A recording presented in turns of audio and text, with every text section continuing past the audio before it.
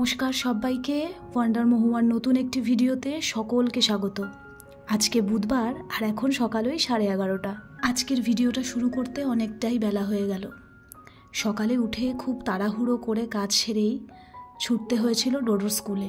এখন স্কুল থেকে ফিরে স্নান করে পুজো সেরে একেবারে আজকের ভিডিওটা শুরু করলাম, আর তার পাশাপাশি ব্রেকফাস্টও করে নিলাম। আসলে হঠাৎই জানতে পারলাম টেকনিক্যাল কিছু প্রবলেমের জন্য ডোডোর এবারের স্কুলের ফিসটা স্কুলে গিয়েই জমা করতে হবে, অনলাইন পেমেন্ট করা যাবে না। তো সেই জন্যই আজকে তড়িঘড়ি স্কুলে গেলাম, গিয়ে ফিসটা জমা করে আসলাম। আজকে সকালে যখনই জানতে পারলাম ডোডোর স্কুলে যেতে হবে, তখনই মাথায় প্ল্যান করে নিয়েছিলাম বাড়ি ফিরে কোন কাজ কিভাবে করব। আর সেই অনুযায়ী সকালের কাজগুলো শুরুও করে দিয়েছি। স্কুল থেকে ফেরার সময় দেখলাম বাজারে টাটকা সর্ষে শাক উঠেছে, তাই এক আটি নিয়েও নিলাম। আর এই সর্ষে শাক দিয়ে আজকে দারুণ একটা রান্না করব। আর আগে আমার কিচেনের এই কর্নারটাকে, আমি এই ওয়ালটাকে একটুখানি ক্লিন করে নিলাম। এই জিনিসটা আমি কিন্তু শর্ট ভিডিওতে দেখিয়েছি যে আমি আমার কিচেনটাকে ডেকোরেশন করার জন্য কিনেছি, আর আজকেই আমি এগুলোকে এখানে লাগাবো। তো তার জন্য প্রথমে আমি এখানে একটু মেজারমেন্টটা করে নিলাম যে কিভাবে লাগাবো। আর আমার কাছে তো আগের থাকতেই পেস্টিং হুকগুলো ছিল, যেটা আমি কালী পুজোর সময় আমার দরজার বাইরে লাগিয়ে আমি মালাগুলো টানিয়েছিলাম। তো সেইগুলোর সাহায্যেই আমি কিন্তু এই জিনিসগুলো লাগালাম। কেমন লাগছে অবশ্যই জানাবেন। আজকে দেখতে দেখতে আমার ফ্ল্যাটের 6 মাস হয়ে গেল। 6 মাস হয়ে গেল গৃহপ্রবেশ করে আমি আমার নতুন ফ্ল্যাটে এসেছি। তাই আজকের দিনটা কিন্তু আমার জন্য খুব স্পেশাল। গতকাল রাত থেকে অজয়ের সাথে অনেক রকম আলোচনাও করছিলাম এই ব্যাপারে। কিভাবে 6টা মাস কেটে গেল বুঝতেই পারলাম না, এরপর 1 বছরও হয়ে যাবে। তাই আজকে ভাবলাম স্পেশাল কিছু রান্না করি।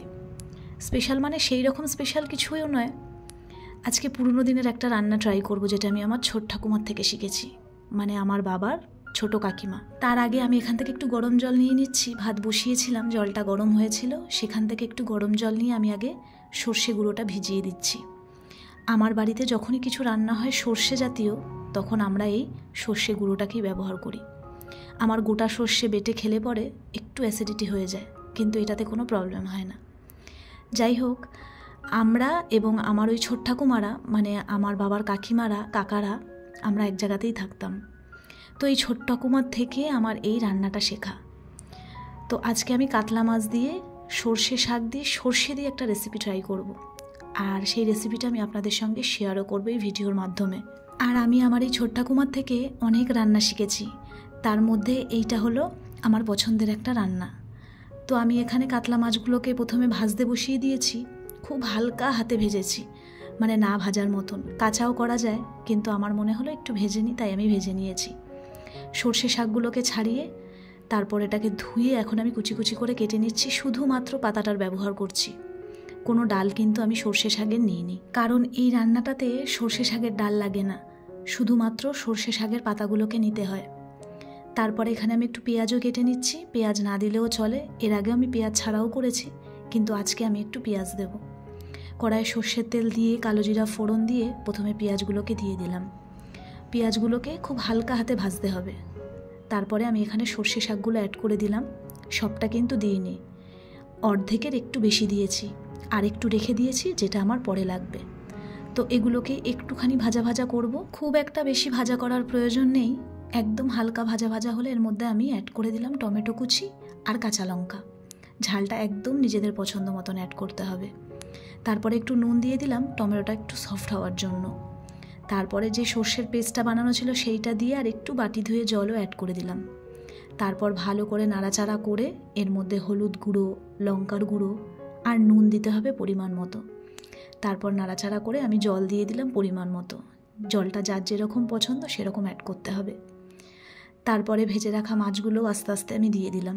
আমার কাতলা মাছটা যেহেতু কালকে আনা ছিল, তাই জন্য মাছটা আমি একটু ভেজে নিয়েছি।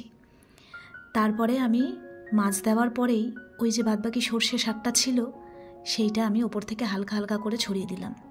এইবার এটা একটুখানি হতে থাকুক, আর এরই ফাঁকে আমি একটু নিয়ে বসলাম বাতাবি লেবু। বাতাবি লেবুটা আমার বাবা পাঠিয়েছিল, কালকে এটাকে ছাড়িয়ে আমি ফ্রিজে রেখে দিয়েছিলাম। বাতাবি লেবু আমি একদমই নুন লঙ্কা মিষ্টি দিয়ে মেখে খেতে পছন্দ করি না, আমার ভালোই লাগে না। আজকে যদিও একটু নুন নিয়েছি লেবুতে, কারণ লেবুটা অতটা বেশি মিষ্টি নয়, আর যদি লেবু মিষ্টি হয় তাহলে তো আমার নুনও লাগে না। আমি এমনি এমনি খেয়ে নিই, এইরকম ছাড়িয়ে শুধু শুধু এরকম লেবু খেতে আমার খুব ভালো লাগে।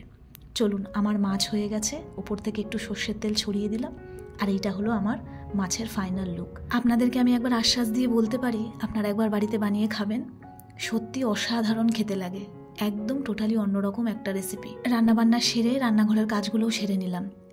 এখন চলে এলাম আমার এই ঘরে। আজকে আমি এই ঘরে টুকটাক একটু কাজ সারবো। গতকাল বেশ কিছু জামা কাপড় কেচেছিলাম, সব ওই রকমই রাখা রয়েছে, এখন এগুলোকে গুছিয়ে ফেলবো। জামা কাপড় কাচার পর ভাঁজ করতে আমার একদমই ভালো লাগে না। আপনারা যদি কেউ আমাকে জিজ্ঞেস করেন আমার সংসারের কাজের মধ্যে সবথেকে অপছন্দের কাজ কোনটা, তাহলে সেটা হলো এইটা। আমি অনেক জামা কাপড় কেচে দিতে রাজি আছি, কিন্তু জামা কাপড় ভাঁজ করতে আমার একদম ভালো লাগে না, আগাগোড়াই। কিন্তু কিছু করার নেই, কিছু কিছু জিনিস ভালো না লাগলেও সেটাকে করতে হয়। কেন জানি না, আগাগোড়াই আমার জামা কাপড় ভাঁজ করতে যেন একটা আলাদাই বিরক্তি আসে, একটা আলিস্যি আসে। বিয়ের আগে যখন মা জামা কাপড় কেচে আমাকে বলতো ভাঁজ করতে, তখনও আমার এই একই রকম রিয়াকশান থাকতো। আর আজকে যখন ঘরের কাজগুলো করছি, তখন একটা কথাই চিন্তা করছি, আজ থেকে 6 মাস আগে আপনাদের সঙ্গে কিন্তু আমার কোনো পরিচয় ছিল না, কোনো ইন্টারাকশানই ছিল না আমাদের মধ্যে। কিন্তু 6 মাসের মধ্যে আপনাদের সঙ্গে আমার এমন একটা বন্ডিং তৈরি হয়েছে, এমন একটা ভালোবাসা তৈরি হয়েছে, যেটা আমার কাছে অনেক। এই কয়েকদিনের মধ্যেই আমি ইউটিউবে এই যে এত সুন্দর একটা ফ্যামিলি তৈরি করেছি, একটা পরিবার তৈরি করেছি, নাম্বারটা যাই হোক না কেন, সংখ্যাটা অনেকের কাছে হয়তো অনেক কম, কিন্তু আমার কাছে অনেক অনেক পরিমাণে বেশি। কখনো ভাবতেই পারিনি যে এই রকম মানুষগুলোর এত ভালোবাসা পাবো, যারা আমাকে এতটা ভালোবাসবে বিনা স্বার্থে। সত্যি আমি কখনোই ভাবিনি। এখনও আপনাদের এক একটা কমেন্ট পাওয়ার অপেক্ষা আমি বসে থাকি। আপনাদের প্রত্যেকটা কমেন্ট পড়তে আমার ভীষণ ভালো লাগে। আর আপনাদের যখন ওই ভালো ভালো কমেন্টগুলো পাই, তখন আমি অজয়কেও পড়ে শোনাই যে দেখো সবাই আমাকে কত ভালোবাসে আর কত সুন্দর সুন্দর কমেন্ট করে, আর কমেন্টগুলো দেখে অজয় খুব খুশি হয়ে যায়। যাই হোক, চলুন আপনাদেরকে একটা জিনিস দেখাই। এই যে কলা গাছগুলো দেখছেন, এই কলা গাছ থেকে আজকে একটা মোচা পাড়া হয়েছে। আমার বাবা নিজে হাতেই কলা গাছটা লাগিয়েছে। একটা গাছ থেকে এখন দেখুন কত কলা গাছ হয়েছে। এখানে পেঁপে গাছও আছে, আর তার সাথে সাথে সজনে ডাঁটা গাছও।